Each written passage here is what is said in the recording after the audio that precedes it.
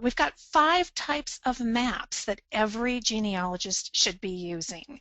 We're going to take a look at those and then discover where you can locate these maps. And particularly, I want to focus on free digitized maps. You can grab those from the comfort of your own home. And more digitized maps are coming online every day. So before we have to put out the money and the effort to head outdoors and into the archives, we can first check online, see what's available, and if it's not available in a digitized format, it can then lead us to where we can access it in person. And then techniques for incorporating these great old maps into your family history, because that's really what it's all about. And for me, it's not just for analysis, which certainly old maps are going to go a long way to helping you do your research and analyze your data, but they're also wonderful for storytelling and incorporating as another image into your stories so that your family can really see and appreciate the family history. Let's jump into these 5 types of historical maps. Now, certainly there are other types of maps out there.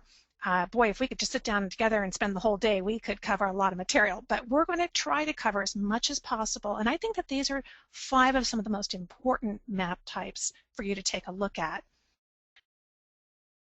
Now, the 3rd type of historical map, Sanborn fire maps. These are really cool. We're going to head back to Google Earth because I want to show you an example.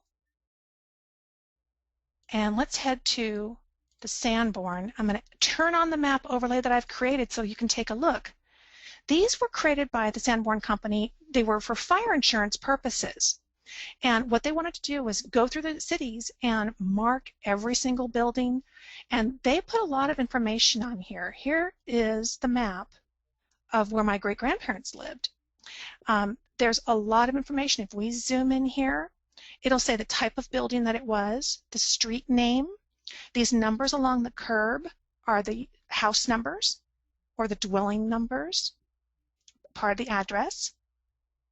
So this is on Missouri Street, and they're saying here that this street is 66 feet wide. So they would know if they had to come here and deal with a fire, they know what kind of an environment that they're dealing with, how much room they have to work. Look at this. This is a machine shop. It's got a gas engine. So they know what kinds of materials might be inflamed that they have to deal with. They'll also make notations about the type of roof sometimes that a building has.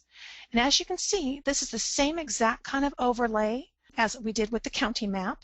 Sometimes things don't match up absolutely precisely. You have to kind of do a little give and take because taking into account these were hand-drawn. And we don't know exactly if the borders are the precise edge of the building or the precise edge of the property, but you can get a really good approximate look and match on the map. So my folks were here on Connecticut Street. And it's really cool that you can change that opacity and see what it looks like today. You can go into Street View.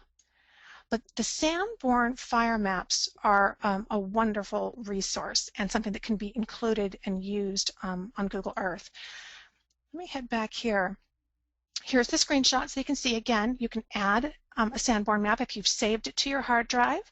You want to post it up onto your own website or to a photo sharing website like PhotoBucket, which is free. And that gives you that web address so that you can add it as a link up here, there. Now, where can you find Sanborn maps? It's a lot like newspapers when it comes to maps. They're kind of all over the place. So here are a list of some great resources for you to find the Sanborn fire maps. When we talk about the county maps and the plat maps, I will show you in just a moment kind of some places where we can find that. But for Sanborn maps, Library of Congress has a wonderful resource there. It's a great kind of index of all the places and all the maps that were available. They have a book that was printed back in the 1980s that was from Sanborn that was a complete listing of all of the maps that were known to be in existence. And so that's a great resource. ProQuest, that's available through public libraries. So you can head to your local public library and ask them, do you have access to the Sanborn maps through ProQuest? If they don't, talk to the reference librarian because she probably or he will know which of the nearest libraries does have it. They all talk to each other, they're aware of it, and chances are they've seen a demonstration of it at another library if they haven't yet brought it into their own. This link to about.com, this is a great list of just some more miscellaneous types of locations and websites where you can find maps. Again, some websites are only going to have a certain portion of the collection, because let's say it's an Indiana website. They may only be interested in keeping a collection of the Indiana Sanborn fire maps. So as you can see, I know Colorado has one, and you want to go to about.com and see the listing of the different other locations in addition to Library of Congress, which is a great overview. ProQuest, though, has to be accessed at the library, and a library that subscribes to ProQuest, but boy, they have a wonderful collection of digitized maps. Then you can also head to worldcat.org. That is kind of the world's library catalog for public libraries, corporate libraries, and universities, so it really spreads your net out wide.